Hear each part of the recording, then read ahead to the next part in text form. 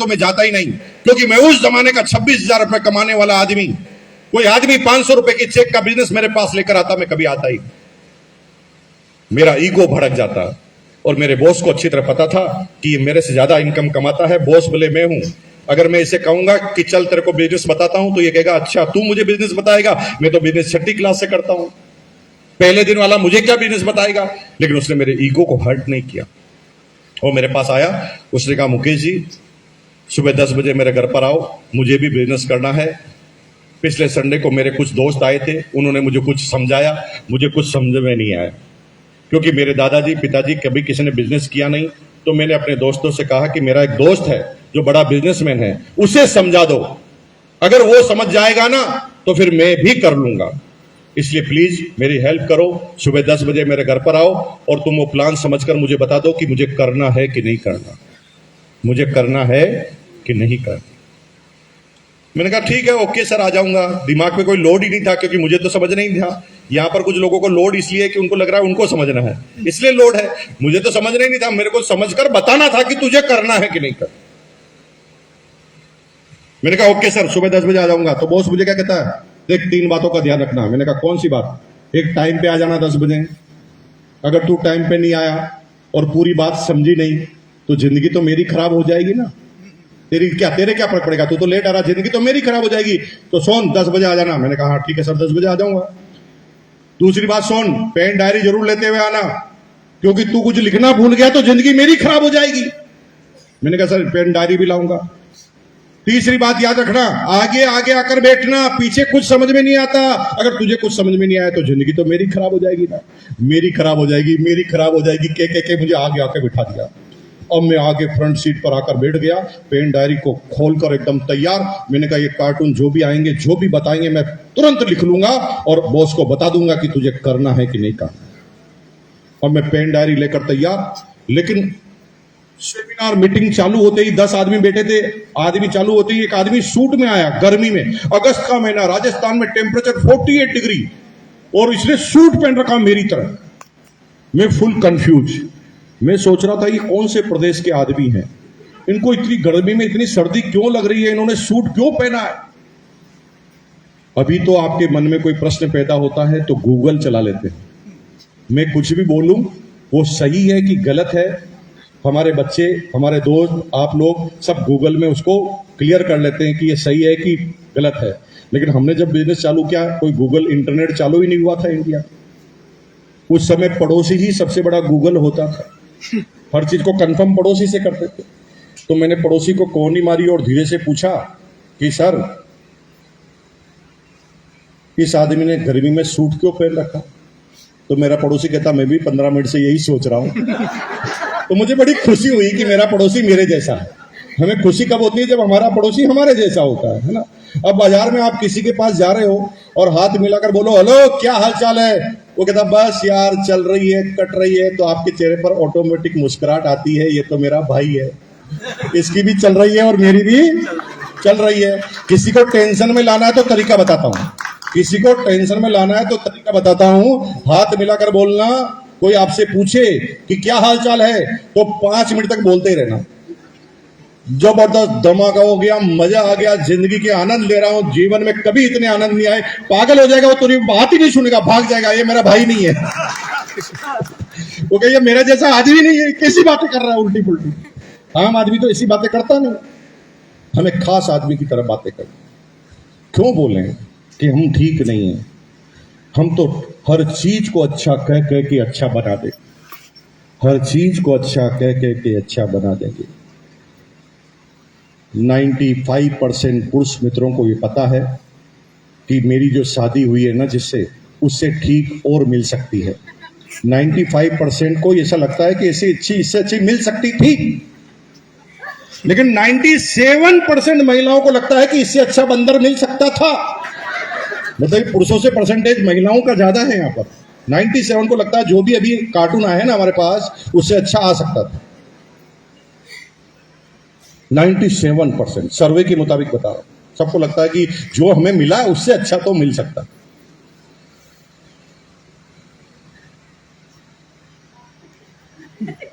ज्यादा कुछ बोल दिया क्या मैंने, ठीक चल रहा ना भाई। ज्यादा टेंशन मत लो, ऐसा सर्वे की रिपोर्ट बता रहा हूं मैं, मेरी रिपोर्ट थोड़ी बता रहा हूं, ऐसा लगता है।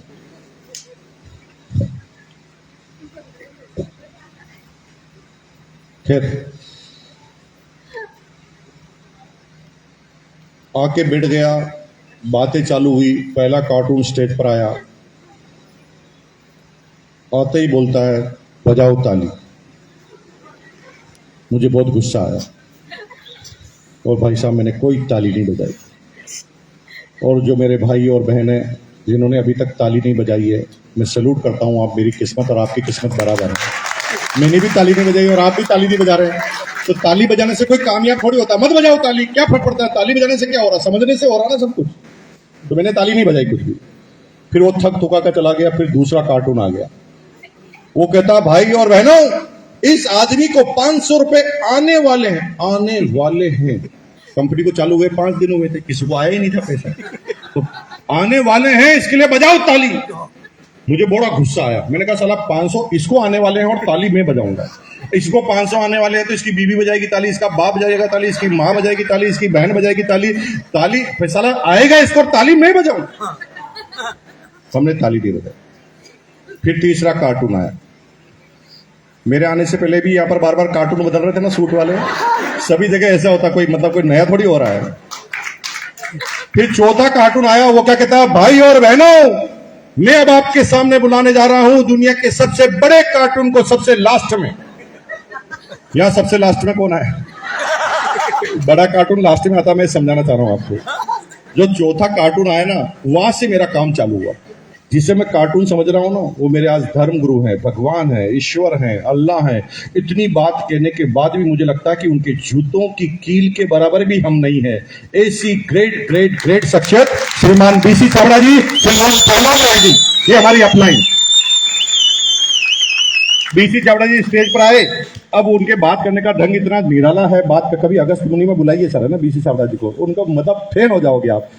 बीसी चावड़ा जी बोलते हैं तो वो बोलने में इतनी फ्रिक्वेंसी, उनकी बातें करते करते कितने डायलॉग बोल देते हैं, कौन से शब्द को किस में जाके मोड़ देते हैं पता ही नहीं चलता, इतनी बड़ी शब्दावली उनकी।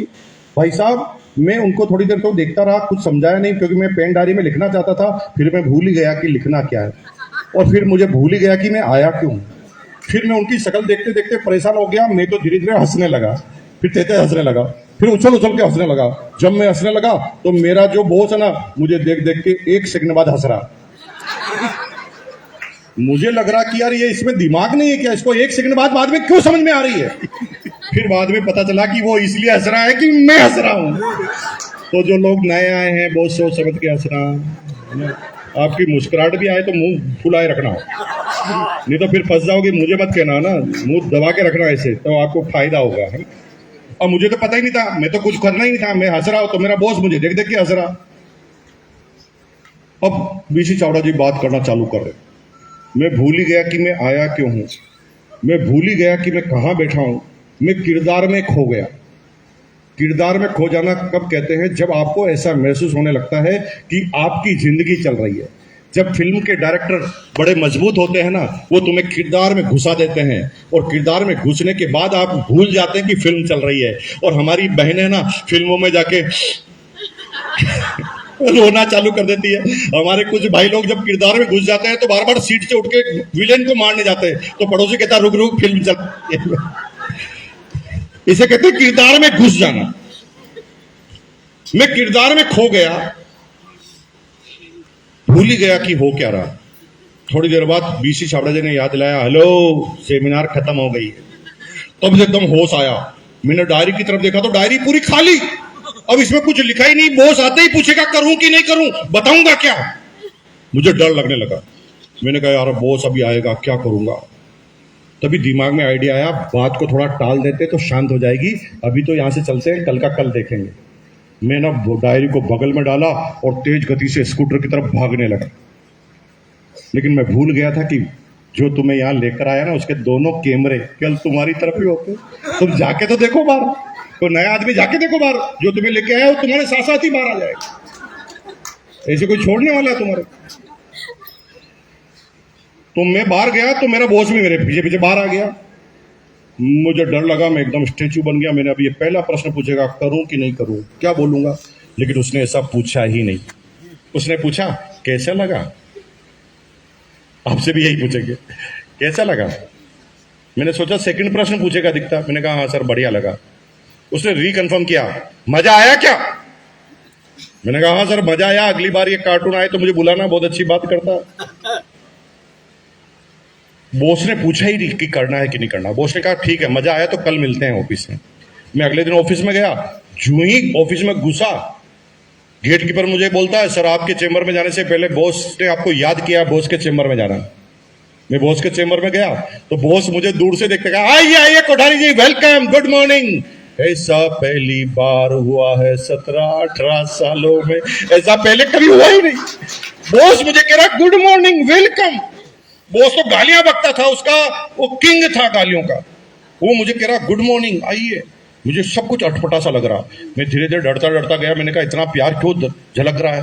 बॉस के पास गया, बॉस ने मुझे पानी पिलाया और उसने फिर कंफर्म किया कल मजा आया था ना, मैंने कहा हाँ सर मजा आया। रिकन्फर्म किया वास्तव में मजा आया था, मैंने कहा हाँ सर बहुत मजा आया। उसने अपने सीट के नीचे से काला कलर का बैग निकाला और मेरे सामने रख दिया, ये लो। मुझे समझ में नहीं आया कि काले कलर का बैग क्यों दे रहा। मैं सीधा सीधा सोच रहा था कि अगस्त का महीना है, अक्टूबर में दिवाली आने वाली है, शायद कंपनी एडवांस में गिफ्ट दे रही होगी। तो मैंने थोड़ी उसकी जिप खोल के देखी, उसके अंदर कपड़े थोड़े कपड़े। उस समय इस बिजनेस को ज्वाइन करने के लिए कपड़े खरीदने पड़ते थे 1260 रुपए के। अभी डायरेक्ट सेलिंग में किसी भी कंपनी को ज्वाइन करने के लिए एक फूटी कोडी भी खर्च नहीं करनी पड़ती, लेकिन हमारे जमाने की बात कर रहा हूँ 1260 रुपए कंपलसरी किट लेनी पड़ती थी। मैंने देखा अंदर कपड़े थे, कपड़ों का क्रेज नहीं था क्योंकि कपड़े की बनाने वाली कंपनी में काम करते थे। तो भी मैंने सर को बोला थैंक यू सर, तो बॉस ने कहा थैंक यू नहीं 1260 सर। मैंने कहा किस चीज के 60 रुपए, वो कल मजा आया था उसके। पहली बार पता चला कि मजा आने का इतना बड़ा परिणाम होगा, 1260 रुपए देने पड़े। तो मैंने थोड़ा बहाना बनाया, मैंने कहा बहानों से कहानी चला लेते हैं। मैंने कहा सर आप अच्छी तरह जानते हैं, आप अच्छी तरह जानते हैं कि हम कर्मचारी लोग हैं, महीने के एंड में हमारे जेब में पैसे नहीं होते। तो बॉस कह रहा है एकदम सही कह रहा है। सीखने का पॉइंट नंबर 2, कभी भी किसी को अगर क्रिटिसाइज करोगे तो कभी अपना नहीं बना पाओ।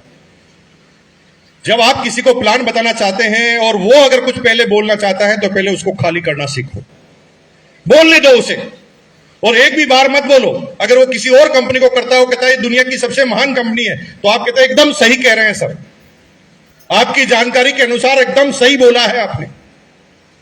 आपकी जानकारी के अनुसार, जो आपकी जानकारी नहीं उसमें तो दूसरा भी सही हो सकता है। आपकी जानकारी के अनुसार सही बोला, काटना है ही नहीं किसी को, तब लोग आपसे प्यार करना चालू करेंगे क्योंकि आपने उनको सुन लिया। और दुनिया में सारे लोग चाहते कि मेरी भड़ास कोई सुने, मैं भी इसीलिए आया हूं, कोई तो सुने, वो भी पैसे दे के सुने। हमारी बीवी तो सुनती नहीं है हमारी, क्योंकि हम पूरे दिन में बोलते रहते। अभी लॉकडाउन में घर वालों को बहुत महसूस करना पड़ा। हमारी जो आदत है, हम सब बच्चों को इकट्ठा करके कहते चलो सेमिनार चालू, मेरा नाम मुकेश कोठारी हो गया। कौन सा मुकेश कोठारी, रोज का रोज क्या बात करते हो आप। और वो सुनते नहीं, आप लोग सुनते हैं प्यार से, ये हमारी खुश नसीबी।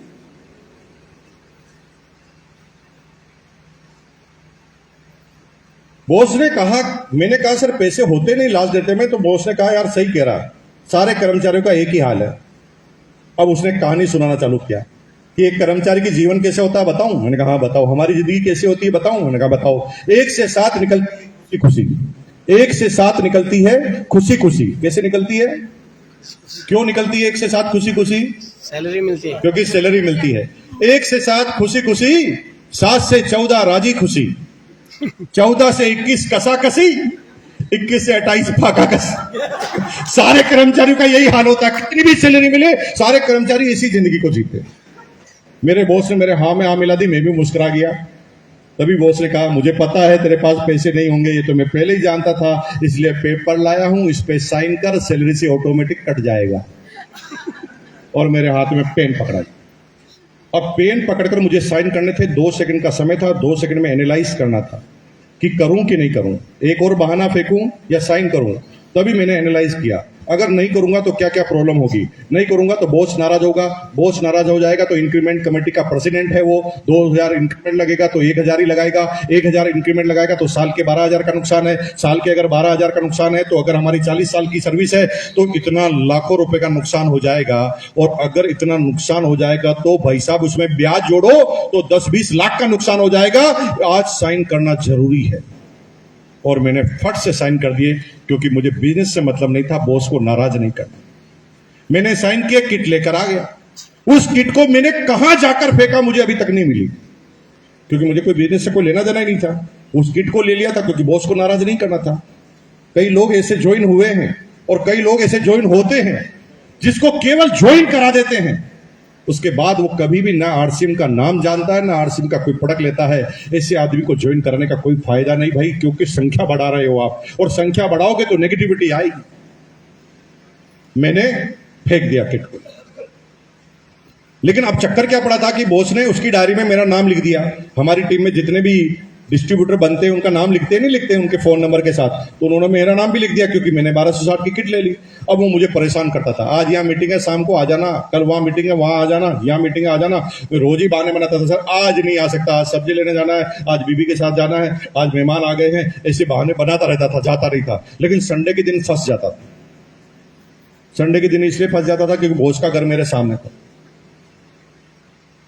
उसकी बालकनी से मेरा ड्राइंग रूम साफ दिखता था कि मेहमान आया कि नहीं आया, और स्कूटर से पता चल जाता कि मैं वहां पर हूं कि नहीं है। और वो संडे के दिन मुझे फंसा देता था, मुकेश घर पे है ना, आ जा। अब क्या बोलूं, नहीं हूं, स्कूटर तो पड़ा हुआ। मेहमान आया तो मेहमान तो कोई दिख नहीं रहा ड्राइंग रूम में, क्या करें। तो मुझे संडे के दिन जाना पड़ा। पॉइंट नंबर 3, इस बिजनेस की सेमिनार में आने से यह मत समझ लेना कि तुम इस बिजनेस में कामयाब हो जाओगे। सेमिनार में वन वे संवाद चलता है, जहां पर एक आदमी बोलता है सब लोग सुनते हैं। कामयाबी तब होती है जब मन की शंकाएं निकलती है, मन के अंदर जो छुपे हुए प्रश्न हैं, जब तक उसका आंसर एक आदमी को नहीं मिलता तब तक कोई भी आदमी रिस्क लेना नहीं चाहता, और वो काम करेगा भी। अब क्या हुआ, सब बैठे थे, 6-7 लोग ज्वाइन हुए थे पूरे सप्ताह में, मैं भी बैठा था। एक एक का नंबर आया। मेरी अपलाइन ने मेरे से पूछा तुम कुछ करते क्यों नहीं। मैंने कहा सर क्या करना है। वो अभी तक पता नहीं चला। मैंने कहा नहीं पता चला, सिंपल है। मैंने कहा क्या सिंपल है, जो मैंने तुम्हारे साथ किया तुम लोगों के साथ करो। मैं खुद कंफ्यूज हो गया कि इसने मेरे साथ किया क्या। मैंने कान में जाके धीरे से पूछा कि आपने मेरे साथ किया क्या। वो कहे तेरे को मीटिंग में ले गया था कि नहीं ले गया था। मैंने कहा हाँ ले गया था। तुझे मजा आया था कि नहीं आया था। मैंने कहा आया था।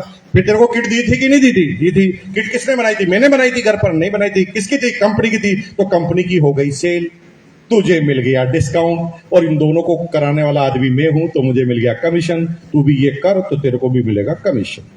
मुझे गुस्सा आ गया। मैंने कहा बॉस थोड़ा स्टैंडर्ड का काम तो देख लेते। 3 करोड़ मीटर कपड़ा बेचते हैं हम, 3 करोड़ मीटर साल का, और आप 3 मीटर कपड़ा बिकवाना चाहते हैं मेरे से। मैंने बॉस को कहा बॉस मैं इस काम को नहीं करूंगा, और कसम खुदा की तुम्हें भी नहीं करने दूंगा। इसे बोलते अपनत्व है। अगर मैं बोलूंगा मैं नहीं करूंगा तो उसका ईगो भड़क जाएगा। अपने तो बताया कि मैं तुम्हें भी ये काम नहीं करने दूंगा। बॉस को गुस्सा आ गया। बॉस ने कहा अच्छा किस चीज से शर्म आती है, सेल से। अच्छा 3 मीटर कपड़ा सेल करेगा इसीलिए तुझे शर्म आ रही है। मैंने कहा सर यही आ रही है। उसने कहा बेटा दुनिया में एक आदमी बता दे जो बिना सेल किए दुनिया के किसी भी टॉप पर चला गया हो। बिना सेल किए दुनिया के किसी भी क्षेत्र, ओनली बिजनेस नहीं, दुनिया के किसी भी क्षेत्र में टॉप पर चला गया हो, एक आदमी की बात मैं मान जाऊंगा। दुनिया में टॉप पे जाना है तो सेल करनी पड़ेगी। तुम्हें जिस सेल से शर्म आ रही है ना, तुम्हारा डिपार्टमेंट सेल ही कर रहा। तुम रेलवे में हो, तुम रेलवे में हो, 70,000 तुम्हें सैलरी मिल रही है, लेकिन रेलवे सेल करके ही तुम्हें सैलरी दे रहा है। हेलो, तुम पोस्ट ऑफिस में हो, पोस्ट ऑफिस तुम्हें 1 लाख सैलरी दे रही है, तो पोस्ट ऑफिस सैलरी क्यों दे रही है? क्योंकि वो सेल कर रही है। तुम टीचर हो, तुम्हें 70,000 रुपये सैलरी मिल रही है, तुम्हारा स्कूल तुम्हें क्यों सैलरी दे रहा है? क्योंकि वो शिक्षा को सेल कर रहे हैं, इसलिए आपको सैलरी मिल रही है। सेल करते हैं, अल्टीमेट उसी से इनकम आती है। फर्क इतना है कि हम ये भूल जाते हैं कि हम मैनेजर हैं तो सेल नहीं करेंगे। अरे मेरे भाई, तुम जब खुद के लिए सेल करते हो तो मालिक बनते हो, जब तुम लोगों के लिए सेल करते हो तो किसी को मालिक बनाते हो। सेल तो हर हाल में करेगी, तुम खुद के लिए करो कि लोगों के लिए करो। जब लोगों के लिए करोगे तो मालिक लोग ही बनेंगे, खुद के लिए करोगे तो लोग मालिक आप खुद ही बनेंगे। सेल तो करनी पड़ेगी। सेल का मतलब सामान की सेल से नहीं है। सामान्य आदमी क्या सोचता है कि सामान सेल करना ही सेल है। अरे सेल तो कई तरह की होती है। सेल सामान की भी होती है, सेल सर्विस की भी होती है, सेल सर्विस के वादों की भी होती है, सेल आइडियोलॉजी की भी होती है। सेल का मतलब केवल सामान से थोड़ी है। मेरी आइडियोलॉजी से, मेरे विचारों से मैं अगर आपको सहमत करा दूं, that is the sale completed. अगर कोई भी टॉप पे गया तो सेल की वजह से गया ना। टेस्ला का मालिक टॉप पे गया सेल की वजह से, अमेजन का मालिक हो गया टॉप पे, रिलायंस का मालिक गया टॉप की वजह से, सेल की वजह से। बिना सेल के तो कोई टॉप पे जा ही नहीं सकता। इंश्योरेंस क्या बेचती है? रेलवे क्या बेचता है? रेलवे सामान थोड़ी देता है, वो तो सर्विस सेल करता है। स्टेशन पर गाड़ी लगा देता है, कहता भाई इतने पैसे देकर बैठ जाओ, वहां पर पहुंचा देंगे इतनी बजे। That is a sale completed. Insurance वाला क्या करता है? वादों की सेल। देता अभी कुछ भी नहीं, वादा करता है सर्विस का कि भगवान न करे तुम मर गए तो तुम्हारी बीवी बच्चों को कोई इकोनॉमिकल कष्ट नहीं आएगा, उसके लिए हम बैठे हैं ना। ये एक वादा करता है, उसे भी सेल करते। नरेंद्र मोदी जी क्या करते? वो भी तो सेल ही करते। क्या किया उन्होंने? भाई और बहनों, मुझे आपने गुजरात का मुख्यमंत्री बनाया, मैंने गुजरात में ये कर दिया, वो कर दिया, रोडें बना दी, ये बना दिया, ये बना दिया, वो बना दिया, ये बना दिया। तुम भारत का प्रधानमंत्री बना दोगे तो मैं ये कर दूंगा, वो कर दूंगा, वो कर दूंगा, वो कर दूंगा, वो कर दूंगा। तुम कहते हो ओके सर, ये लो मेरा vote. That is a sale completed. दुनिया में टॉप पे जाना है तो बिना सेल के संभव ही नहीं। और अगर सेल से शर्म आ रही है तो दुनिया के 97% लोगों की वजह से, जैसे वो मरे थे आप भी मर जाओगे। जैसे आपके दादाजी का नाम आपको पता नहीं है, क्योंकि आपके दादाजी ऐसा कुछ करके ही नहीं गए कि उनका नाम याद रखे। लेकिन महात्मा गांधी जी के पोते का पोता भी नाम याद रखता है, क्योंकि वो कुछ करके गए थे। अब कुछ करके जाना है कि ऐसे ही मर जाना है, ये दोनों चीजें आपके ऊपर ही डिपेंड करती है। मैं एकदम सीरियस होकर सुनने लगा। मैंने कहा बात तो ये पते की कह रहा, सेल तो करनी पड़ेगी। वो कहा बेटा, तू जिस कंपनी में काम करता है ना, वो कंपनी भी सेल ही कर रही है। तू चाहे मैनेजर है और तेरी कंपनी ने तुझे सेल के लिए ही रखा है, लेकिन कंपनी का मालिक अमीर इसलिए है क्योंकि तू उसके लिए सेल कर रहा है, और तू गरीब इसलिए है क्योंकि उसके लिए सेल कर रहा है। तेरी खुद की सेल हो ही नहीं रही। खुद की सेल तब तक नहीं होगी जब तक तुम अमीर बन नहीं सकते। अगर सेल से प्यार करना है तो आगे की बात मैं करूंगा। बाकी सेमिनार समाप्त हो चुकी है। जिसको नहीं समझ में आ रही है बात, वो जा सकते हैं सह प्रेम। 150 रुपए में जितना बोलना था बोल दिया। सेल करने के लिए, सेल से अगर शर्म नहीं है तो मेरी आगे की बात समझ में आएगी, और सेल से शर्म है तो फिर जाइए, चले जाइए इस गुमनाम जिंदगी में। कौन पैदा हुआ कौन मरा कोई याद नहीं रखने वाला, लेकिन मैं जो आगे की बात करूंगा आने वाली पीढ़ियां याद रखेगी। आप लोग सेल करने के लिए तैयार हैं? दोनों हाथ खड़ा कीजिए अगर तैयार हैं तो आप, और एक बार बोलिए यस। ओके, चलो बात करते हैं। मुझे एक छोटी सी कहानी बताई। धीरूभाई अंबानी गुजरात पाकिस्तान के सिंध प्रांत में पैदा हुए और वहां से माइग्रेट होकर गुजरात आए। जब भारत पाकिस्तान का बंटवारा हुआ, 14 साल की एज में उन्होंने पता लगाना चालू कर दिया कि कॉटन कितने तरह की होती है। वो बाजार में जाते थे, है ना, दुकानों वालों के पास जाते थे और पता लगाते थे। 14 साल की एज में खेलने नहीं जाते थे, वो 14 साल की एज में पता लगाते थे। 14 साल 15 साल की एज में उन्होंने कमाना चालू कर दिया। फिर साउथ अफ्रीका चले गए। इतने कॉन्शियस थे, इतने एम्बिशियस थे कि अखबार में विज्ञापन आया कि साउथ अफ्रीका में पेट्रोल पंप लग रहे हैं, ब्रिटिश पेट्रोल पंप गए और 10 गुना ज्यादा सैलरी मिलेगी, तो साउथ अफ्रीका चले गए। साउथ अफ्रीका से पैसे कमा के आए। जेब में जब पैसे थे ना, तो आम आदमी की तरह दिमाग में प्रश्न पैदा नहीं किए। जब हम पैसा कमा के आते हैं तो सबसे पहले iPhone 13 लेकर आते हैं, फिर बढ़िया से जूते लेकर आते हैं, फिर अच्छे से कपड़े लेकर आते हैं, फिर अच्छी सी कार लेकर आते हैं। ये कौन लेकर आता है? साधारण इंसान। एक्स्ट्रा ऑर्डिनरी इंसान ऐसा नहीं करता। वो पैसे लेकर आए जेब में 2 साल में खूब सारे कमा कर, और मन से पूछा मुझे टॉप का बिजनेसमैन बनना है, क्या मैं बन पाऊंगा? तो दिमाग ने कहा नहीं बनेगा। क्यों? क्योंकि तू पढ़ा लिखा नहीं है, तुझे अंग्रेजी नहीं आती है, तेरे पिताजी करोड़पति नहीं है, तेरे पास कैपिटल नहीं है, तेरे पास ज्ञान नहीं है, तू बन ही नहीं सकता। तो दिल ने बोला अमीर बनने के लिए सोच अमीरों जैसी होनी चाहिए, क्योंकि जिन चीजों की बात कर रहे हो ना, वो तो काम करने वाले पैसे फेंकने से मिल जाएंगे। और धीरू भाई अंबानी ने क्या किया? जब उसकी सैलरी 500 रुपए की थी ना, तब उसने 5000 का मैनेजर रखा, जिसको अंग्रेजी आती थी, जिसके पास दिमाग था, जिसके पास डिग्री थी, और 5000 सैलरी देकर धीरे से उसके कान में बोला, ए भाई 50,000 कैसे कमाने हैं बता ना। 500 रुपए सैलरी, मैनेजर किसको रखा? 5,000 वाले। 5000 में। और 5000 वाले से क्या पूछा? मुझे थोड़ी पता, मैं तो कम पढ़ा लिखा हूं, तू पढ़ा लिखा है, तुझे अंग्रेजी आती है, तुझे दुनिया का ज्ञान है, तू बता कि 50,000 कैसे कमाती। और वो 5,000 का मैनेजर 50,000 कमाना सिखाता था धीरू भाई अंबानी। और धीरू भाई अंबानी को कुछ नहीं पता था। 8 लड़का हमेशा कहता था मुझे कुछ नहीं पता, मुझे कुछ नहीं पता, मुझे कुछ नहीं पता, मुझे बताओ, मुझे बताओ, मुझे बताओ, मुझे बताओ। सीखता गया, सीखता गया, सीखता गया, सीखता गया, सीखता गया। Number 1 in the India. 65,000 crore का साम्राज्य खड़ा कर दिया, उसको कुछ नहीं आता था। फर्क इस बात से नहीं पड़ता कि आप कितने पढ़े लिखे हैं, फर्क इस बात से पड़ता कि तुम कितना बड़ा सोचते हो। क्योंकि हर चीज को अरेंज किया जा सकता है, सिर्फ सोच को अरेंज नहीं किया जा सकता। दुनिया की कोई मशीन नहीं बनी, कोई एमआरआई नहीं बनी जो आप क्या सोचते हैं उसका पता लगाया जा सके। दुनिया में हर चीज को अरेंज किया जा सकता है, विजन को, दूरदृष्टि को अरेंज कभी नहीं किया जा सकता। और अगर आप सोच रहे हैं तो तैयार हो जाइए कामयाबी के लिए, बाकी सारी चीजें तो अरेंज हो जाएगी। मैं ज्यादा पढ़ा लिखा नहीं था, लेकिन पढ़ा लिखा आदमी मेरी डाउनलाइन में आ गया, तो मुझे पढ़ा लिखा होने की जरूरत क्या है? हेलो, अमेरिका के अंदर एक नेटवर्कर 1 करोड़ पर मंथ तक पहुंच गया जो बाई बर्थ अंधा था। एक दिन पत्रकार ने उससे पूछा, अरे तुम तो अंधे हो, तुम 1 करोड़ तक कैसे पहुंच गए? तो उसने कहा मैंने अंधे को ज्वाइन नहीं कराया।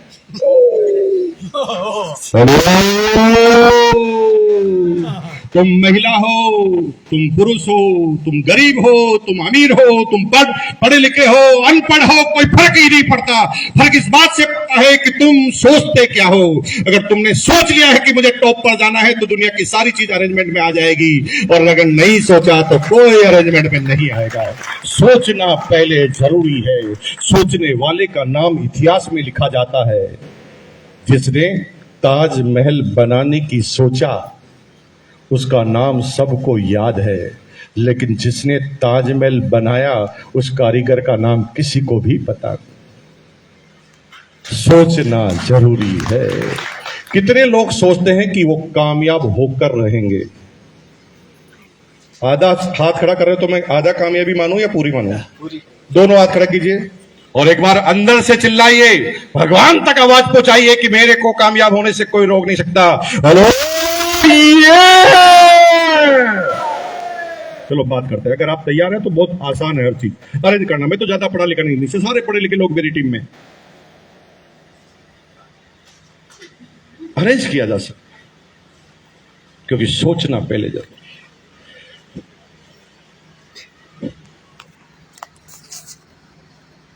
मुझे बताया कि धीरू भाई अंबानी को एक दिन इंटरव्यू में पूछा कि आपकी अमीरी का कारण क्या है, आपकी कामयाबी का कारण क्या है? तो धीरू भाई अंबानी ने बोला भारत सरकार। पत्रकार को हंसी आ गई, भारत सरकार क्यों? तो धीरू भाई अंबानी ने कहा कि भारत सरकार हर साल अखबार में वैसे निकाल देती है कि कौन मेरिट में आया है, तो मुझे पता चल जाता दिमाग इसी के पास है, मैं उसी को लेकर आ जाता हूं मेरे पास और उसी से पूछता हूं कमाना कैसे, बताना। Hello, IIT Kharagpur chemical engineering के ब्रांच स्टूडेंट से जो टॉपर था उसको धीरू भाई अंबानी ने लिया।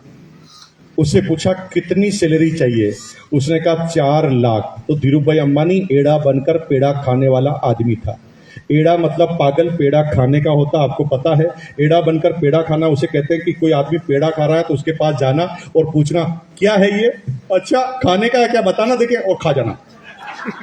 एड़ा बनकर पेड़ा खाना धीरू भाई अंबानी को आता था। तो धीरू भाई अंबानी को उसने बोला कितना चाहिए, तो उसने कहा 4 लाख। तो धीरू भाई अंबानी ने ऐसे रिएक्ट किया जैसे उसने 40 लाख सुना।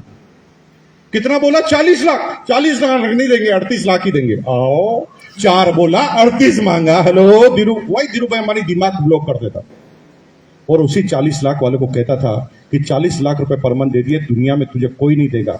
गाड़ी बंगले नौकर चाकर दे दिए, दुनिया में कोई नहीं देगा। दुनिया की सारी सिक्योरिटी मैंने दे दी है, 40 लाख रुपए तुझे दे दिए हैं। अब 400 करोड़ रुपए साल के कैसे कमाने हैं तू बताएगा, अगर नहीं बताएगा तो तेरे को लात मारूंगा। वो और बहुत पढ़ा लिखा आदमी धीरू भाई अंबानी के लिए काम करना चालू करता था।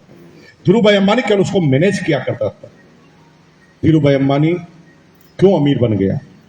क्योंकि सारे पढ़े लिखे लोगों ने उसे बताया कि 2 हाथों से, 1 जबान से, 2 कानों से, 2 पैरों से और 24 घंटे के वजह से दुनिया में कोई कामयाब हो ही नहीं सकता। क्या रूल है, सोचो। 2 कान, 2 आंख, 1 नाक, 1 जबान, 2 हाथ, 2 पैर और 24 घंटे दिन के, कोई कामयाब हो ही नहीं सकता। कामयाबी का एक ही तरीका है, इनकी संख्या बढ़ाओ। 2 के हजारों हाथ करो, 2 आंखों की हजारों आंखें करो, समय को 24 को करोड़ों का करो, तब होगा। तो धीरू भाई अंबानी ने किया 10,000 पेट्रोल पंप खोले। अब 10,000 पेट्रोल पंप किसका पेट्रोल बेचते थे? धीरू भाई अंबानी का। किसका पेट्रोल बेचते हैं? 10,000 लोग ही बेचते ना पेट्रोल पंप, तो धीरू भाई अंबानी का बेचता कौन है? 10 लाख, 10,000 लोग। तो 10,000 लोग अपने लिए तो काम कर रहे हैं, लेकिन उसका पेट्रोल बेच रहे हैं, तो धीरू भाई अंबानी का भी काम हो रहा कि नहीं हो रहा? तो धीरू भाई अंबानी के पास पहले 2 हाथ थे, अब कितने हाथ हैं? कितने? 10,000 कहां है? 20,000। एक आदमी के 2 हाथ होते हैं, भूल गए क्या आप? कितने हाथ हैं? 20,000। गलत, 20,000 दो खुद के भी तो आप भूल जाते हैं। 20,000 2 हाथ है धीरू भाई अंबानी के पास। तो अब धीरू भाई अंबानी के पास आंखें कितनी हैं? उतनी 20,000 2। और नाक कितने हैं? 10,000। 20,000 2 बोल दिया। अरे भाई नाक एक ही होता है। हेलो समझो बात को यार, थोड़ा कैलकुलेटिव हो जाओ ना। 10,000 एक नाक हो गए ना, यानी उन्होंने संख्या बढ़ा दी। अब धीरू भाई अंबानी के पास 24 घंटे थे और 10,000 आदमियों के पास भी 24 घंटे थे। तो धीरू भाई अंबानी के पास कितने घंटे हो गए? यानी सिंपल सी बात है, जब तक मल्टीपल ऑफ टाइम नहीं करेंगे, मल्टीपल ऑफ हैंड नहीं करेंगे, तब तक अमीर नहीं बन सकते। दुनिया में कोई भी अमीर है तो मल्टीपल करने की वजह से है। टोयोटा अगर नंबर 1 है मोटर्स के अंदर, तो टोयोटा के 57,000 डीलर है पूरे वर्ल्ड में। 57,000 इंटू 250 आदमी रात दिन टोयोटा की गाड़ियां बेचने का काम करते हैं, इसलिए टोयोटा अमीर है। सैमसंग अगर टॉप पर है, साउथ अफ्रीका की कंपनी, तो करोड़ों डीलर है सैमसंग के जो मोबाइल बेचने का काम करते हैं, इसलिए सैमसंग टॉप पर है। जब तक नेटवर्क नहीं बनता तब तक कोई टॉप पर जा ही नहीं सकता। दुनिया में कोई भी आदमी टॉप पर है, चाहे वो नरेंद्र मोदी ही क्यों ना है, बिना नेटवर्क के टॉप पर नहीं जा सकता। अगर नरेंद्र मोदी चुनाव लड़े और यहां पर उसकी सत्ता ना हो, यहां पर उसके कार्यकर्ता ना हो, तो जीतेगा क्या? हो नहीं जीतेगा। इसका मतलब दुनिया में टॉप पर जाना है तो नेटवर्क बनाना पड़ेगा, और कोई तरीका ही नहीं है टॉप पर जाने का।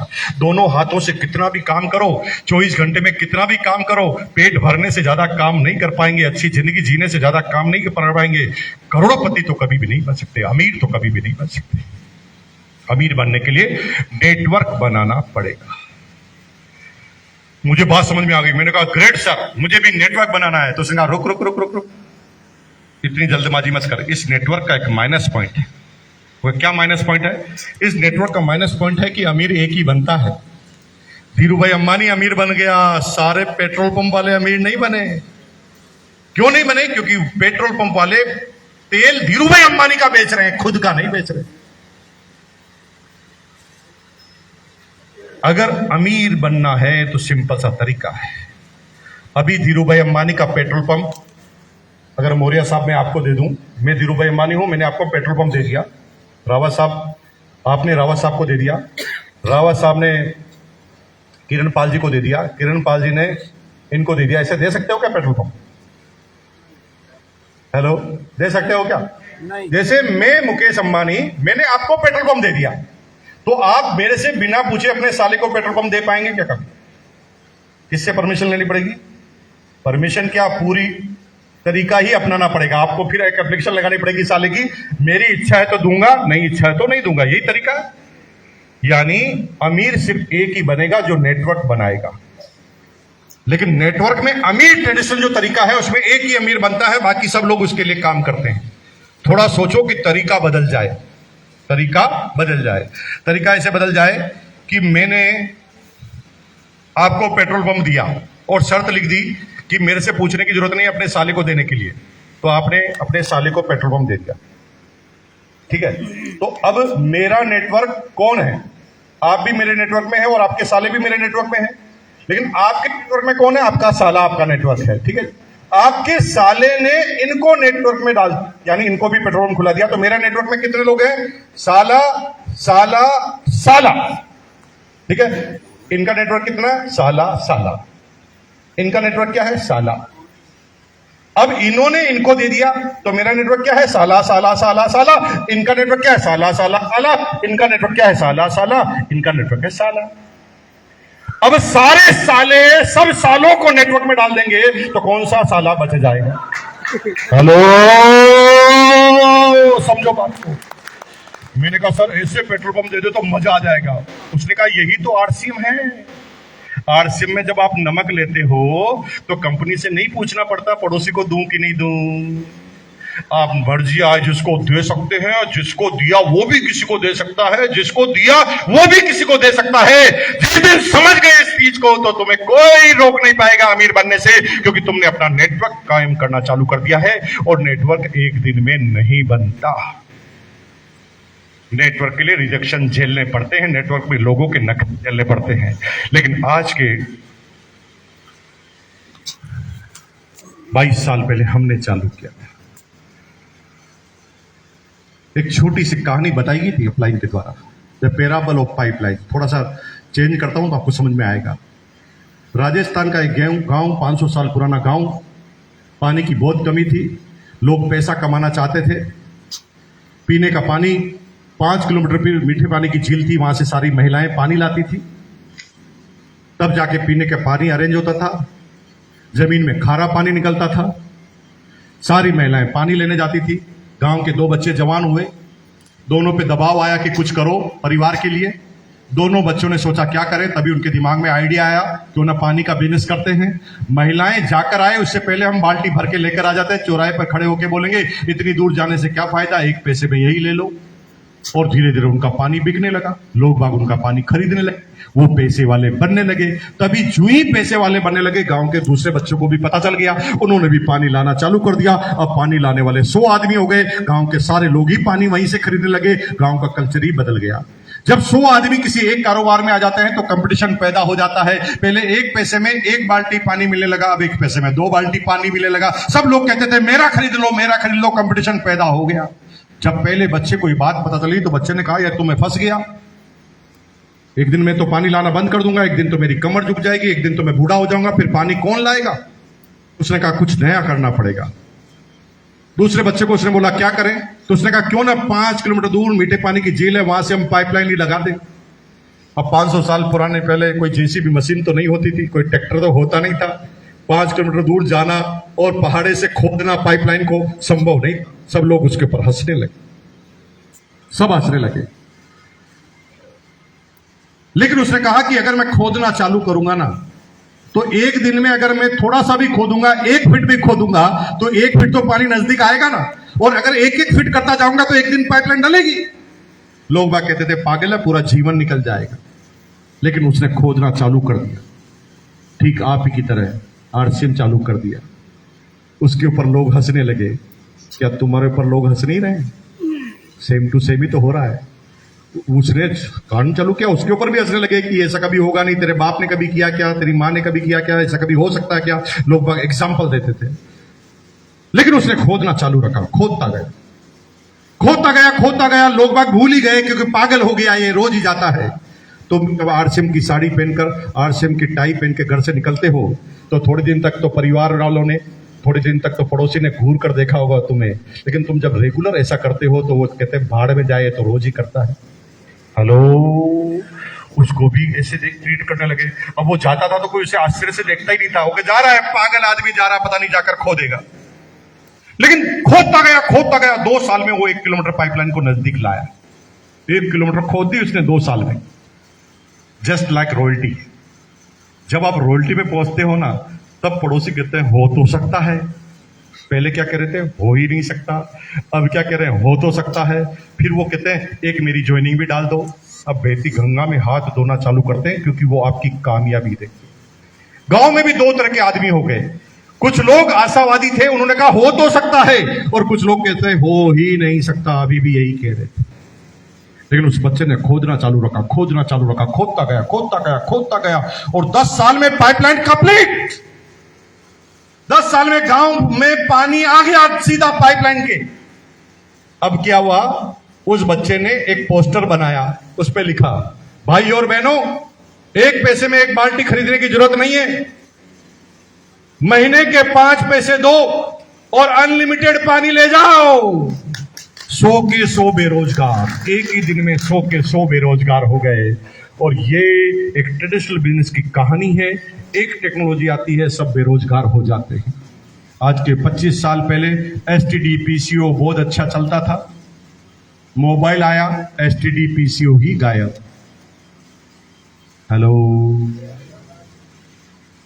आज के 25 साल पहले पेंटर का बहुत बोलबाला होता था। एक फ्लेक्स मशीन आई, सारे पेंटर गायब। अब थोड़े दिन बाद ड्राइवरलेस एक्सीडेंट प्रूफ कार आ रही है, जो लॉन्च हो रही है, जो बन चुकी है। सारे ड्राइवर गायब होने वाले हैं पृथ्वी पर। और तुम जिस काम को करते हो, तुम इस चीज में मत रह जाना कि हम तो बने रहेंगे। वो कैशियर जिसे गर्दन उठाने की टाइम नहीं था, सारे बड़े बड़े करोड़पति उस कैशियर के सामने हिलते थे क्योंकि वो लाइन में खड़ा रखता था सबको और एक एक नोट गिनता था। एक ट्रेलर मशीन आई, कैशियर गायब। एक एटीएम आया, कैशियर गायब। इतने कर्मचारी बैंक में होते थे, धीरे धीरे खटते जा रहे हैं। अरे जरूरत ही क्या है। थोड़े समय बाद एक भी मैनेजर रहेगा ही नहीं, एक भी आदमी पूरे ब्रांच में रहेगा ही नहीं। आपको जो चाहिए खुद करके रह जाओ। और ये बात के बाद कोई ब्रांच रहेगी ही नहीं, कोई ब्रांच रहेगी नहीं। क्यों जाना है बैंक में, क्या करते हो? वो सारा काम अगर आपका घर पे हो जाए तो बैंक जाने की क्या जरूरत है। आप बैंक में पैसा निकालने जाते हो, एक एसएमएस करो, कोड एसएमएस करो और आपके घर पे एक आदमी आ जाएगा 5,000 रुपए लेकर, सर्विस चार्ज लेगा, आपको जाना ही नहीं। आप क्या करते हो, पैसे जमा कराने जाते हो ना, पैसा जमा हो जाएगा, जहां पर आप मशीन है वहीं पर जमा करो। किसी को पैसा ट्रांसफर करना है ऑनलाइन कर दो। बैंक में जाना क्यों? लोन लेना है तो अर्जी दे दो ना, कागज भर्ती कर दो, बता देंगे लोन मिलेगा कि नहीं मिलेगा। दुनिया इतनी तेज गति से बदलाव कर रही है कि तुम गर्व कर रहे हो ना जिस जॉब पर, तुम कब गायब हो जाओगे इस पृथ्वी से तुम्हें पता ही नहीं चलेगा। लेकिन दुनिया में डायरेक्ट सेलिंग इसलिए चलेगी क्योंकि डायरेक्ट सेलिंग का प्रोडक्ट है इंसान। इंसान से बनती है डायरेक्ट सेलिंग, और जब तक पृथ्वी पर इंसान रहेगा तब तक डायरेक्ट सेलिंग चलने वाली है। इस चीज को समझिए। आज के 22 साल पहले 26,000 की इनकम को छोड़कर इस बिजनेस में मूर्ख आदमी की तरह नहीं आया मैं। एक एक चीज को एनालिसिस किया, ऐसा हो सकता है। जब मैंने अपने आप को प्लस माइनस किया तब हमें समझ में आया। बहुत अच्छी स्लिप आई है, आपके लिए बहुत खुशी का विषय है। यहां पर लिखा है कि अगस्त मुनि में सेमिनार अटेंड करने वाले सभी लोगों का खाना मेरे घर पर। तो बधाई हो आपको, सबको खाना मिल रहा है। लेकिन उसने एड्रेस नहीं लिखा है कहां, तो आपके हिसाब से देखिए। कार का नंबर है 5950, जिसने जाम लगा दिया है। पुलिस पहुंच गई है कार को उठाने के लिए। तो जिसकी भी गाड़ी है तुरंत उठा लेंगे यहां से, है ना, ये लिखा हुआ है इस पर्ची पे।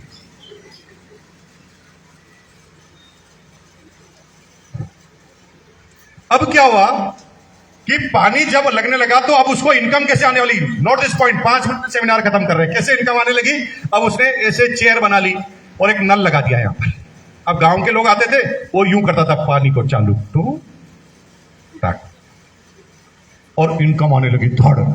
अब गांव का कोई भी आदमी बिना पैसे दिए उससे जा ही नहीं सकता था। गांव में अगर पानी पीना है तो बिना रोटी दिए जा ही नहीं सकते, क्योंकि गांव में पानी एक ही आदमी के पास था, क्योंकि वो ही रोटी अचीवर था। अब उसे इनकम कैसे आती थी? यूं यूं करो अपने हाथ को ऐसे, सब लोग करो ऐसे एक हाथ को। कैसे इनकम आती थी? बस पूरे दिन में यूं करता था, उसको काम ही नहीं था। वहां आ जाता था, इनकम आना चालू। वो सिर्फ यूं यूं करता था, इनकम आती थी। On off on off on off on off income आती थी। एक दिन उसने सोचा, मैं बूढ़ा हो जाऊंगा तब ऑन ऑफ कौन करेगा? फिर तो लोगों पे निर्भर रहना पड़ेगा ना। तो उसने दूसरी स्कीम बनाई। उसने बोर्ड बनाया। उसने कहा, भाई और बहनों, अब क्योंकि वो रोल टीचर, टेक्निकल टीचर बन चुका था, रूबी स्टार बन चुका था, अब उसकी टीम में बहुत सारे आदमी थे। अब उसे खुद को काम नहीं करना था, अब उसको खुद को पाइपलाइन नहीं बनानी थी। अब तो खूब सारे लोग उसका साथ देने के लिए तैयार थे, क्योंकि टीम में बहुत सारे आदमी थे। योगेंद्र आदमी के नीचे बहुत सारे आदमी हो गए ना। लेकिन शुरुआत तो क्या, योगेंद्र जी, बहुत प्रॉब्लम आई होगी ना, घर घर घूमना पड़ा होगा ना, कितने रिजेक्शन झेलने पड़े होगा ना, हर आदमी तुम्हें ना कहता होगा ना, सब लोग कहते होंगे ना, बच्चा है तू क्या करेगा। करता गया, बन गया ना स्टार पर। हेलो, करता गया, ऐसे बनता गया। योगेंद्र जी के बड़े भाई बैठे हैं, लेकिन चालू कर दिया इसलिए बन गए ना स्टार प्लेटिनियम। चालू कर दिया तो बन गए, अगर चालू नहीं करते तो बन जाते? कभी नहीं बनते। जरूरत क्या है? चालू करने की। 2 साल तक चालू नहीं किया तो नहीं बने, चालू कर दिया तो बन गए। सिंपल सी तो गणित है, चालू करना पड़ेगा, बाकी नहीं होगा कुछ भी। बोलना पड़ेगा, लोग मना करेंगे, करेंगे तो करेंगे, जो करेंगे वो करेंगे, जो यस करेंगे वो यस करेंगे, जो यस करके पाइपलाइन में आएंगे, जो नहीं करेंगे वो नहीं आएंगे। सिंपल सी गणित। एक दिन उसने सोचा, ये मैं कब तक करूंगा, एक दिन तो बूढ़ा हो जाऊंगा ना। तो उसने पोस्टर बनाया, भाई और बहनों, अब बार बार चौराहे पर आकर पानी खरीदने की जरूरत नहीं है। 10 पैसा महीना का दो, अपने घर में ही पाइपलाइन लगवा लो और खुद ही करो। अब भाई उसकी इनकम आने लगी कैसी? उसको कुछ करना ही नहीं था, वो घर पे जाकर सोता था, सब लोग अपने घर में ही, उसको इनकम आ रही है, उसको कुछ काम ही नहीं। अभी हमारी भी इनकम ऐसी ही आ रही है, कोई काम ही नहीं है और कोई डर भी नहीं है। कर्मचारी रखा ही नहीं है तो डर किस चीज का? कोई कर्मचारी है तो डर किस चीज का? आपकी दुकान पे कर्मचारी है, वो भाग जाएगा ये डर रहता है ना, लेकिन हमें तो डर ही नहीं है। क्यों डर नहीं है? क्योंकि हमारे नीचे कोई कर्मचारी नहीं है, सब मालिक ही मालिक है। मौर्य साहब, कभी आपके दिमाग में तो नहीं आता ऐसा कि काम करना जरूरी है, नहीं तो मुकेश जी के बच्चे क्या खाएंगे? ऐसा तो दिमाग में नहीं आता। आप तो अपने लिए काम कर रहे हो। आप जब अपने लिए काम करते हो मैडम, तो आपको इनकम आती है, और आपके काम करने से मुझे इनकम आती है, दैट इज रॉयल्टी। थोड़ा सोचो कि पड़ोसन रोटियां बनाए और आपकी भूख मिट जाए, कितना मजा आए। हेलो, हमारे साथ ऐसा ही हो रहा है। हमारे पास कोई काम ही नहीं है, खाओ पियो ऐश करो। 1 महीना लंदन घूमने जाओ, 3 महीने बाद ऑस्ट्रेलिया घूमने जाओ, हमें कोई फर्क ही नहीं पड़ता। और जब भी थोड़ी तबीयत खराब हो जाए और गला बैठ जाए तो यहां पर आके चिल्ला लो आपके सामने। हेलो, यही हमारा काम है, कोई काम ही नहीं, दूर दूर तक कोई काम ही नहीं। Pipeline completed. और मेरा बच्चा, जिसके दोनों कान नहीं है, दोनों आंख नहीं है, नाक नहीं है, मुंह नहीं है, दोनों हाथ नहीं है, दोनों पैर नहीं है, फिर भी उसकी इनकम को कोई माई का लाल रोक नहीं सकता, क्योंकि उसके नीचे आप काम कर रहे हैं और आप मेरे बच्चे के लिए काम नहीं कर रहे। ये भी क्लियर है। That is called security. और ये सिक्योरिटी किसी बिजनेस में आ ही नहीं सकती सिवाय आरसीएम में। क्यों? क्योंकि आरसीएम क्यों करना, इसे समझना जरूरी है। R for Indian rate, C for Indian culture, M for Indian mentality की पूरी इकलौती दुनिया में डायरेक्ट सेलिंग के इतिहास में हिंदुस्तान की यह पहली कंपनी। जिस कंपनी ने सोचा कि गुड मॉर्निंग से गुड नाइट तक के प्रोडक्ट लेकर आएंगे जो डायरेक्ट सेलिंग में कोई लेकर नहीं आया। जिस कंपनी ने सोचा कि उस रेट के प्रोडक्ट लेकर आएंगे जिसे आम आदमी इंसान इस्तेमाल कर सके। दुनिया की सारी डायरेक्ट सेलिंग कंपनियां पर्टिकुलर एक ग्रुप को टारगेट करती है, कोई अमीरों को टारगेट करती है, कोई मिडिल क्लास को टारगेट करती है। पूरी दुनिया में आरसीएम एक ऐसी कंपनी है जो गुड मॉर्निंग से लगाकर गुड नाइट तक टारगेट करती है, गरीब से गरीब लगाकर केले वाले से लगाकर करोड़पति तक को टारगेट करती है, न्यूट्रिशन के कारोबार में टॉप के टॉप प्रोडक्ट लाती है, लेकिन साथ में 17 रुपए 18 रुपए किलो का नमक भी लाती है, 10 रुपए का नहाने का साबुन भी लाती है, 10 रुपए की नमकीन भी लाती है। दुनिया के इतिहास में कोई डायरेक्ट सेलिंग कंपनी हो तो बताइए जो 10 रुपए का प्रोडक्ट लेकर आती हो। संभव है, इसलिए आरसीएम से परे कुछ नहीं है।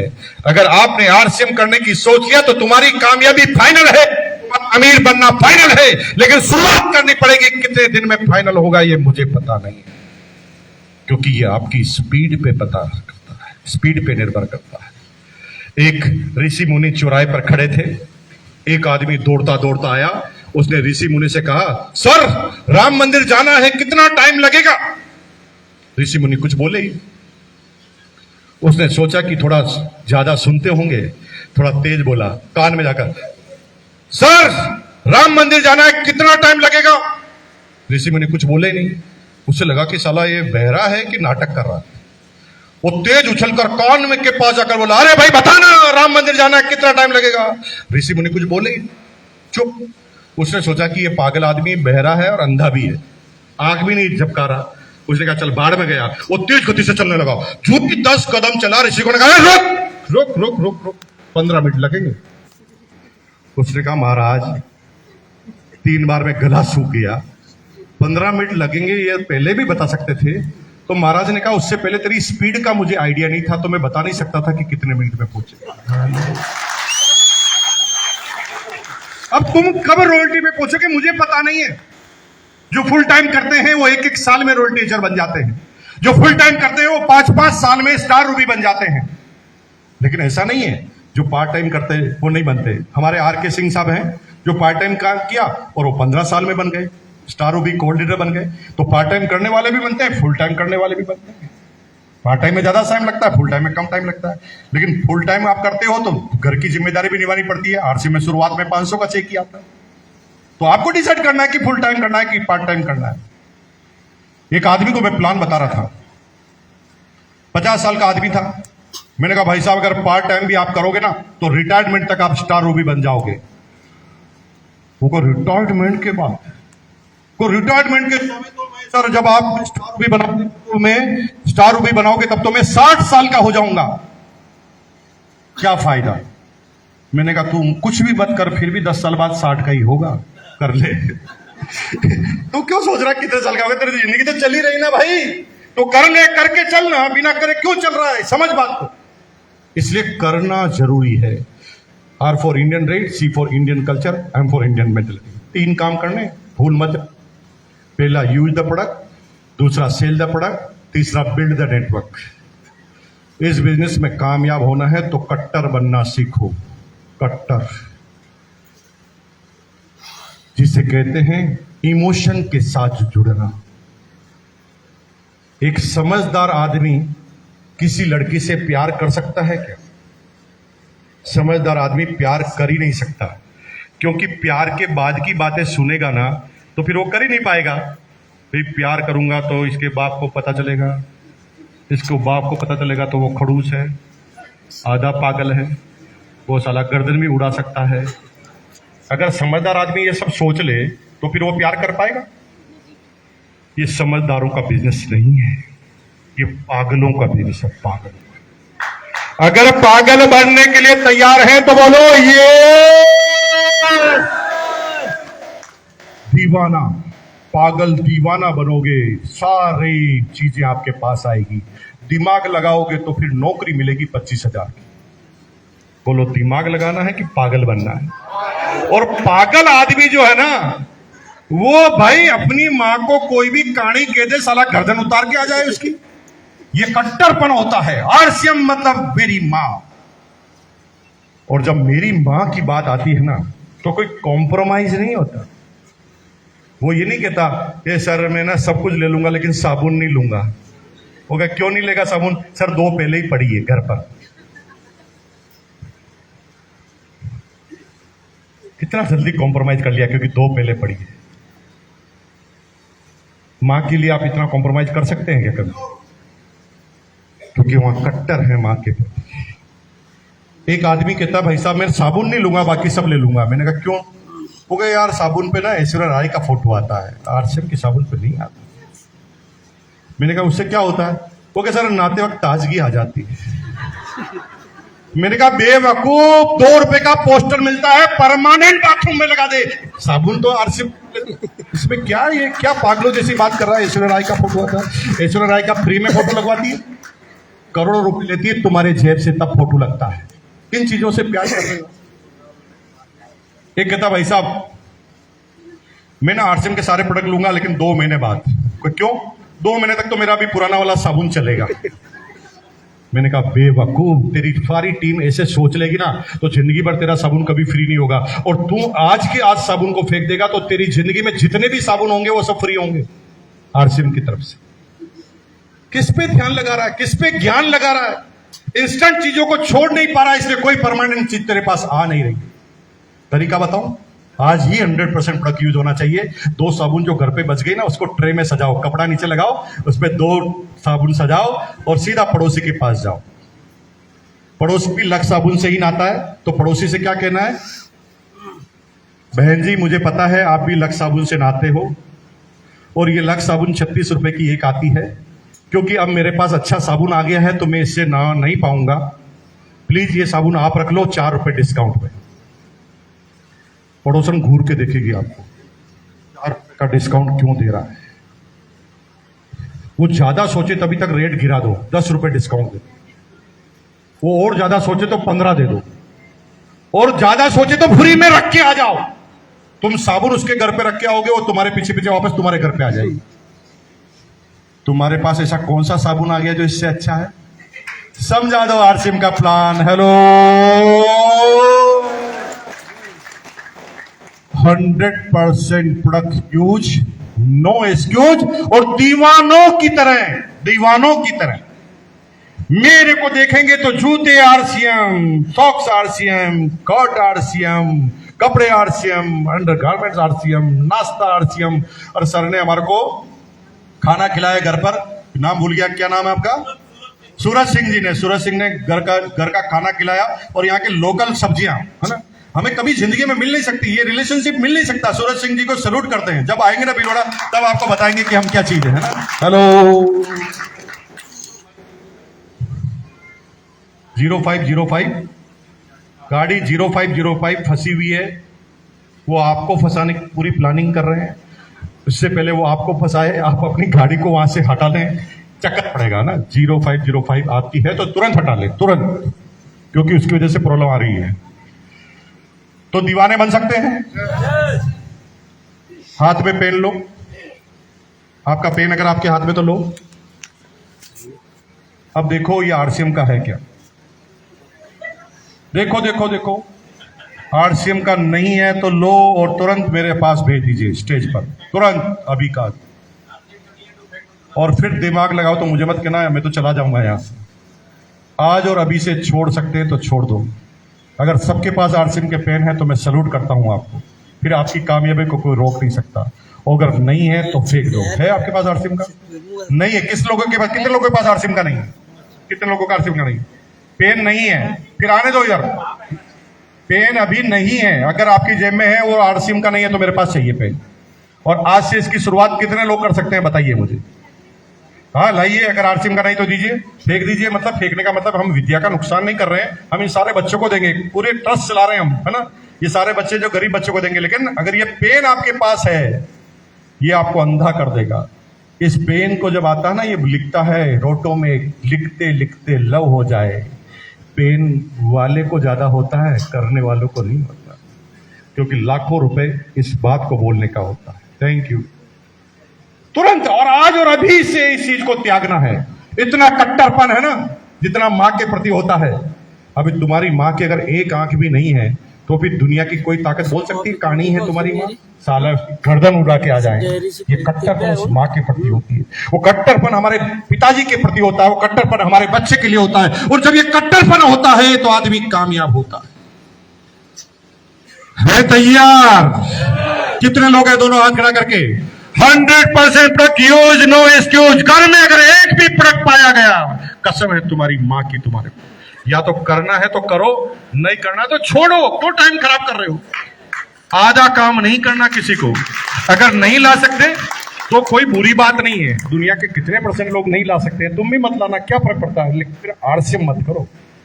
आरसीएम करने से आप बदनाम करेंगे आरसीएम को, क्योंकि जब आप ऐसा करोगे तो इनकम नहीं आएगी, और इनकम नहीं आएगी तो आप अपने पड़ोसी को कहोगे मैं इतने समय से आरसीएम कर रही हूं, मुझे इनकम नहीं आई है। तो भाई बदनाम तो आरसीएम होगा ना। तो आपको क्या अधिकार है आरसीएम को बदनाम करने का? या तो 100% प्रोडक्ट यूज करो, इनकम आएगी, बाकी नहीं आएगी। सिंपल सा ना, ये 3 काम करने हैं। और देखिए आरसीएम क्यों करना है, इसकी सीधे सी गणित को समझिए ना आप, सीधे सी गणित को समझिए। हर आदमी के जीवन की ये बोतल है जिसे बोलते हैं खानदानी बोतल। हम लोग पैसा कमाते हैं, बोतल में डालते हैं। बोतल कभी भरती नहीं, क्योंकि बोतल के नीचे खर्चों के छेद होते हैं। सारा खर्चा जो ही हम बोतल में डालते हैं खर्चा हो जाता है, क्योंकि खर्चों के नीचे छेद होते हैं। एजुकेशन फीस, ये फीस, वो फीस, खाना खर्चा, ये वो, राशन पानी। पैसा कमाते हैं, बोतल खाली भरती नहीं, बढ़ जाती है तो अमीर बन जाते हैं। कुछ लोग बचत करते हैं 2-3 हजार रुपए और बोतल को धीरे धीरे बढ़ने का प्रयास करते हैं, लेकिन इमरजेंसी छेद खुलता है तो बोतल खाली हो जाती है। घर में किसी की टांग टूटती, किसी को हार्ट अटैक आता है, तो जितनी भी बचत होती है सारी की सारी गायब हो जाती है। करना क्या है आपको? क्या करना है? अब तक ये पैसा डालकर जहां पर भी खर्च करते हैं वो सब अमीर बनते हैं। अब आपको केवल खर्चा आरसीएम में करना, क्योंकि आरसीएम में गुड मॉर्निंग से गुड नाइट तक के प्रोडक्ट आते हैं। पहले पैसा कमाते थे, खर्च किसी और कंपनी में करते थे और दुकान में करते थे। अब पैसा कमाकर खर्चा आरसीएम में करना है, और आरसीएम वापस आप ही की बोतल में डाल देता है।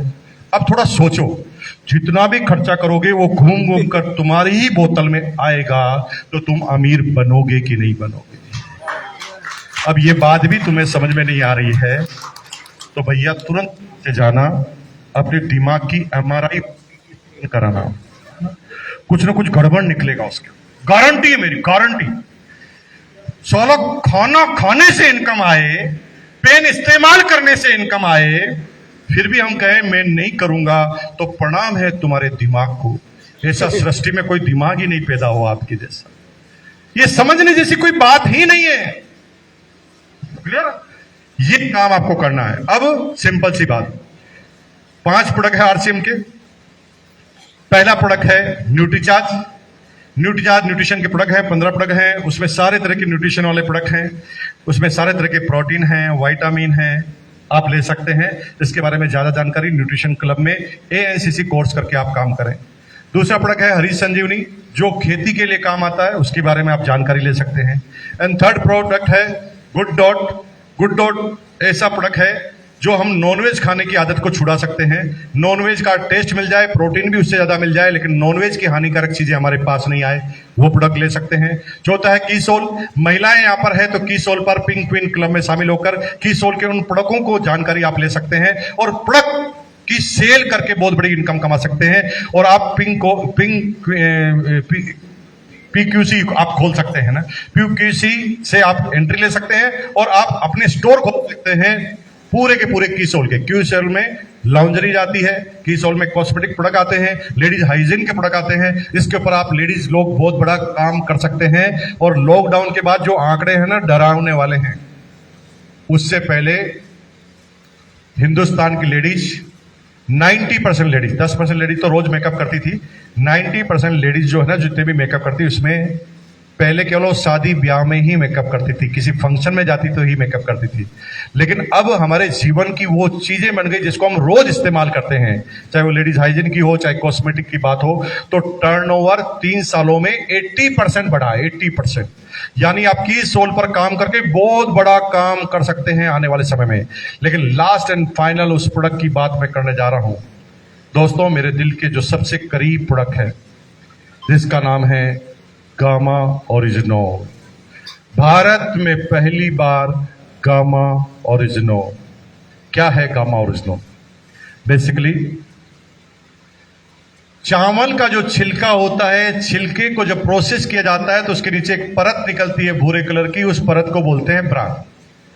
ब्रान से निकलता है तेल जिसे बोलते हैं राइस ब्रान ऑयल। दुनिया में सारे तेल किसी बीज में से यानी सीड में से निकलते हैं। ये दुनिया का एकमात्र ऐसा ऑयल है जो छिलके में से निकलता है। और जब दुनिया के सारे साइंटिस्टों ने इसकी पुष्टि की तो आज के 70 साल पहले इस ऑयल में पाने वाले गामा ओरिजिनल को सबसे पहले ढूंढ निकाला जापानीज ने। और जापानीज लोग ने आज के 70 साल पहले इस गामा ओरिजिनल को रेगुलर इस्तेमाल करना चालू किया। और आज पूरे विश्व में सबसे ज्यादा अगर एज पाई जाती है तो जापानीज लोगों की पाई जाती है। अगर एवरेज एज की बात करें तो सबसे ज्यादा आदमी जिंदा रहता है तो जापानीज लोग रहते हैं, क्योंकि वो रेगुलर गामा ओरिजिनल का इस्तेमाल करते हैं। दुनिया के सारे एंटीऑक्सीडेंट, दुनिया के सारे विटामिन, दुनिया में सभी तरह के प्रोटीन वो पर्टिकुलर एक जगह पर काम करते हैं। प्रोटीन मसल्स के लिए काम करता है, विटामिन सी आपकी चमड़ी, आपकी त्वचा, आपकी एंटीबॉडीज के लिए काम करता है। हर चीज का अलग काम है। लेकिन गामा ओरिजिनल एक ऐसा एंटीऑक्सीडेंट है जो तमाम जितना भी जीवन चक्र है उसमें सारा आता है। और जो लोग रेगुलर गामा ओरिजिनल लेते हैं उनको किसी भी तरह की कोई बीमारी हो नहीं सकती। दुनिया में जब भी कोई बीमारी के लिए कोई आइटम आप खाएं तो उस बीमारी पर ही अटैक करता है। लेकिन गामा ओरिजिनल ऐसी चीज है जो खाते के बाद पेट में जाकर वो खुद दुश्मन को ढूंढ ढूंढ के मारता है। जिस दुश्मन का आपको पता ही नहीं, जो दुश्मन आपके शरीर में धीरे धीरे बड़ा हो रहा है, जिसके बारे में तुम्हें जानकारी नहीं है, लेकिन उस बड़े होने से पहले उनको खत्म करने का काम करता है गामा ओरिजिनल। इसलिए मेरे भाइयों, भारत सरकार ने अपनी रिसर्च के बाद अपने राजपत्र में लिख के दिया है, गामा ओरिजिनल हर व्यक्ति को रोज लेना चाहिए। ऐसा भारत सरकार अपने राजपत्र में बोलती है। लेकिन कभी भी ये नहीं बोला कि आरसीएम का ही लेना चाहिए, उसमें नहीं लिखा हुआ। लेकिन वो इनडायरेक्ट बोलती है मिलता ही केवल आरसीएम में है। हेलो, कितने लोगों ने गामा ओरिजिनल इस्तेमाल किया हुआ है? कितने लोगों ने किया हुआ है? Very good. अगर आपने गामा ओरिजिनल इस्तेमाल किया हुआ है तो आपको रेगुलर वे में सुबह शाम 2 कैप्सूल ले सकते हैं, आने वाली सारी बीमारियों को हटा सकते हैं। और गामा ओरिजिनल क्योंकि हिंदुस्तान में पहली बार आया है तो अभी केवल आरसीएम के पास है। हर व्यक्ति के पास जाकर गामा ओरिजिनल की बुक ले जाइए और उनको बोलिए भारत में पहली बार, क्या बोलना है, भारत में पहली बार बुक दे दो और छोड़ के आ जाओ। वो खुद पढ़ लेगा कि भारत में पहली बार क्या है और वहां से आपकी सेलिंग चालू हो जाएगी और गामा ओरिजिनल पे बहुत बड़ा काम कर सकते हैं। 13 नवंबर को आरसीएम की एनिवर्सरी है। हर व्यक्ति को उस एनिवर्सरी में पहुंचना है। एनिवर्सरी में हमारी आंखें देख लेती है और देख लेती तो बिलीव पैदा होता है। आज रावत साहब और इनके तमाम रॉयल्टी एच और टेक्निचर की जो टीम है, ये एनिवर्सरी के प्रोडक्ट हैं। ये जब दिल्ली के तालकटोरा स्टेडियम में गए थे उसके बाद इनको 1000 लोगों ने मना किया है, लेकिन ये किसी की बात नहीं माने, क्योंकि ये देख कर आ चुके हैं। जब हम किसी को देख लेते हैं ना भाई साहब, फिर हम भूलते नहीं हैं। हेलो, एक आदमी को आपने चोरी करते हुए देख लिया। अब कोई आदमी आपको कहे इसने चोरी नहीं की, आप मानोगे? आप दुनिया की ताकत लगा दो तो भी नहीं मानो, क्योंकि आपने देख लिया। इन्होंने उन अचीवर को देख लिया, उस दूध बेचने वाले को करोड़पति बनते हुए देख लिया, उस केबल ऑपरेटिव को अरबपति बनते हुए देख लिया। और जब इन्होंने देख लिया तो ये गांव में आए, सबको बताने लगे। लोग इनकी बातें नहीं माने तो भी ये कहते हैं भाई मैं तो नहीं मानूंगा क्योंकि मैंने देख लिया। और ये करते गए स्टार पल बन गए, करते गए स्टार प्लेटिनम बनते गए, करते गए रूबी बनते गए। क्योंकि कर लिया। क्योंकि ये पावर क्यों पैदा हुई? क्योंकि एनिवर्सरी में गए। और इस बार एनिवर्सरी होने वाली है 13 नवंबर को। कहाँ होने वाली है? दिल्ली में इंदिरा गांधी इंडोर स्टेडियम में होने वाली है। टोटल कैपेसिटी है 24,000। एक कोल लीडर को 500 टिकट मिलेंगे केवल। एक कोल लीडर को 5,000 चाहिए, वो मिलेंगे केवल 500, क्योंकि 48 कोल लीडर, 48 में सबको 500 देंगे तो 500 से 24,000 हो जाएगा। अब आपका नंबर आएगा कि नहीं आएगा? क्योंकि Pramod Gulati and your team सिर्फ 500 मिलेंगे और प्रमोद कुमार जी को कितने चाहिए? 5,000। क्योंकि अगस्त मुनि जैसे बहुत सारे स्टेशन प्रमोद जी के पास, बहुत सारे। अब अगस्त मुनि को 5 टिकट से ज्यादा नहीं मिलने, जहां तक मेरी कैलकुलेशन कहती। कितने? सिर्फ 5, ज्यादा 10। अब 10 को आप ले जाओगे तो स्टार रूबी 4 साल में बनोगे। अगर अगले साल स्टार रूबी बनना है अगले 2 सालों में, तो आपको ले जाने पड़ेंगे 200 आदमी। कितने? 200 ले जाते हैं। 2 साल में स्टार रूबी बनने वाले हैं, लेकिन 200 टिकट लाओगे कहां से? मिलेंगे ही नहीं। अगर मेरे से पूछोगे तरीका तो बता सकता हूं, पूछोगे तो, नहीं पूछे तो कोई बात नहीं, कोई बात नहीं पूछो, पूछो तो बताओ, बोलो, बताओ यार, कैसे? बोलो, बताओ, बताओ सर। तरीका बताता हूं। एक माँ के 2 बच्चे एक साथ पैदा हो गए हैं। अब माँ को एक बच्चे को दूध पिलाना है, पहले वो दूध किसको पिलाती है? जो ज्यादा चिल्लाता है उसको पिलाती है, जो चुपचाप है उसको पिलाता है। तो आप चिल्लाना चालू करो, अभी से चिल्लाना चालू करो, जीना हराम कर दो ऑफलाइनों का। बार बार जब भी फोन करे, सर टिकट का क्या हुआ, मैं आपके अकाउंट में पैसे जमा करा रहा हूं, मुझे टिकट चाहिए। अब ये जब सारे बच्चे जो ज्यादा चिल्लाएगा उसी पर ज्यादा फोकस करेंगे। आपको चिल्लाना अभी से चालू करना है, और 200 आदमी अगर आप लेकर चले गए, मेरा दावा है कि 2 साल में स्टार रूबी आप नहीं बन गए तो मुकेश कोठारी स्टार रूबी की इनकम देगा। लेकिन ये ताकत होनी चाहिए। एक दिन में लास्ट दिन याद करने से 200 नहीं जाएंगे, उसके लिए आज से आपको तैयारी करनी पड़ेगी। छोटे छोटे गांव में जाकर, हर गांव में जब मीटिंग लेते हैं तो मीटिंग की समाप्ति इस चीज से करनी पड़ेगी कि अगले महीने यहां पर जो फंक्शन है उसकी तैयारी करना है, और सीधी तैयारी करनी है दिल्ली की। अगले महीने किसका फंक्शन होने वाला है यहां पर? राकेश शर्मा जी गौतम, हाँ, राकेश शर्मा गौतम जी का 7 अगस्त को प्रोग्राम होने वाला है। हिंदुस्तान के उन डायनामिक लीडर में उनका नाम आता है, यंगेस्ट लीडर में नाम आता है, जिन्होंने इतनी कम एज में कोर टीम की भूमिका ली है। ऐसे लीडर बहुत कम होते हैं।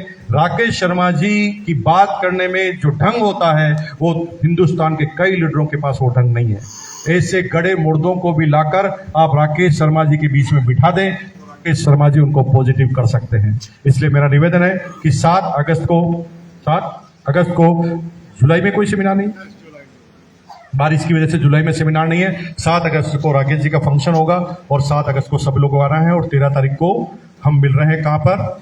दिल्ली में। टिकट मिलेगा नहीं। कैसे मिलेगा? बारी मिले। आज से ही रोना चालू करना पड़ेगा, और धीरे धीरे रोगे नहीं मिलेगा, 5-10 ही मिलेंगे, तेज रोना पड़ेगा, दे दे भाई, तब मिलेगा। धीरे धीरे बोलने से मिलने वाला नहीं है, क्योंकि पूरी गणित समझा दी। 48 कोर लीडर है, 501 को मिलेंगे, 24,000 हो गए, 24,000 की कैपेसिटी है, और एक कोर लीडर को 5,000 चाहिए। इनके पास टोटली 500 आएंगे, तो आपको मिलेंगे कैसे 200? अभी से चिल्लाओ के तो मिलेंगे। जो प्री प्लान करेगा उनको ये सारा काम मिलने वाला है, जो प्री प्लान नहीं करेगा उनको मिलने वाला नहीं है। लेकिन एक आदमी एक बार अगर दिल्ली में पहुंच गया तो वो देख लेगा, और देखने के बाद वो किसी की मानेगा नहीं कि मैं स्टार रूबी नहीं बन सकता। पूरी दुनिया भी उसे कहे कि तू नहीं बन सकता, वो कहेगा नहीं, मैं बन सकता हूं, मैंने देख लिया है। हेलो, बहुत बहुत धन्यवाद। आज का प्रवचन सुनने के लिए आपका बहुत बहुत धन्यवाद। मैं धन्यवाद देता हूं अगस्त मुनि का, अगस्त मुनि की पूरी टीम का। खतरनाक तरीके से आप सारे लोग जिस तरह से काम करते हैं, जैसे हमारी महिला जो साथी हैं, जो हमारी बहनें हैं, कितनी बड़ी तादाद में यहाँ पर आई है, और कितना तरह से आप काम कर रहे हैं। मैं आपको सैल्यूट करता हूं। और ओवर टू रावत सर, बहुत बहुत धन्यवाद। Thank you. Thank you sir, thank you, बहुत बहुत धन्यवाद। और सर ने गागर में सागर भर दिया। सौभाग्य हमारी और हमारी पूरी टीम का जो सर का समय यहाँ पर मिला, और सभी साथियों का मैं धन्यवाद करना चाहता हूँ। लास्ट तक आप साथी यहाँ पर बने रहें, और आज देव प्रमोद गुलाटी सर का भी मैं धन्यवाद करना चाहता हूँ। आदरणीय श्रीमान किरण पाल शर्मा सर का भी मैं धन्यवाद करूँगा। एक बार जोरदार तालियां बजाएंगे। जो सर की एजुकेशन आज की है, और डेफिनेटली हम लगातार इस कोर सिटी को आगे लेके चलेंगे साथियों। ये हम सबका कमिटमेंट है, सबका सहयोग है। आज का जो सेमिनार हुआ, आप सभी साथियों के सहयोग से, एक एक साथी का, एक एक लीडर्स का इस सेमिनार के अंदर कंट्रीब्यूशन है। आप सभी साथियों ने सहयोग किया, और मैं उम्मीद करता हूं आगे भी ये कंट्रीब्यूशन के साथ मिलता रहे, ताकि उत्तराखंड को नंबर 1 नेशनल लेवल तक ले जाया जा सकता है। क्या आप तैयार हैं? हेलो, क्या आप तैयार हैं? तो 7 अगस्त की हमें जमकर तैयारी करनी है, और हमें एनिवर्सरी की जमकर तैयारी करिए साथियों, और नेशनल लेवल तक एक दिन जरूर उत्तराखंड को लेकर जाएंगे। एक बिल्कुल ड्रीम है हम सबका साथियों, और मेरा ये ड्रीम है, एक गुरुदेव बीसी छाबड़ा सर को इसी अगस्त्य ऋषि की धरती पर लेकर आना है। लेकिन ये अकेले मैं नहीं कर सकता हूँ, ये मैं अकेले नहीं कर सकता हूँ। क्या आप सभी साथियों का सहयोग मिल सकता है क्या? क्या आप तैयार हैं? क्या आप तैयार हैं? तो ये सारा ये सपना पूरा हो सकता है। एक दिन बीसी सर जरूर हम सबके बीच में होंगे और इसी तरीके से हमारा ये सेमिनार आगे कंटिन्यू चलते रहेंगे साथियों। थैंक यू, धन्यवाद आप सभी का। और एक दो गाने से जरूर समाप्ति करेंगे। जो साथी एंजॉय करना चाहते हैं, एक दो गढ़वाली गाने के साथ आप डांस कर सकते हैं, फुल एंजॉय के साथ आप जा सकते हैं। प्लीज। सिकंदर हो सिकंदर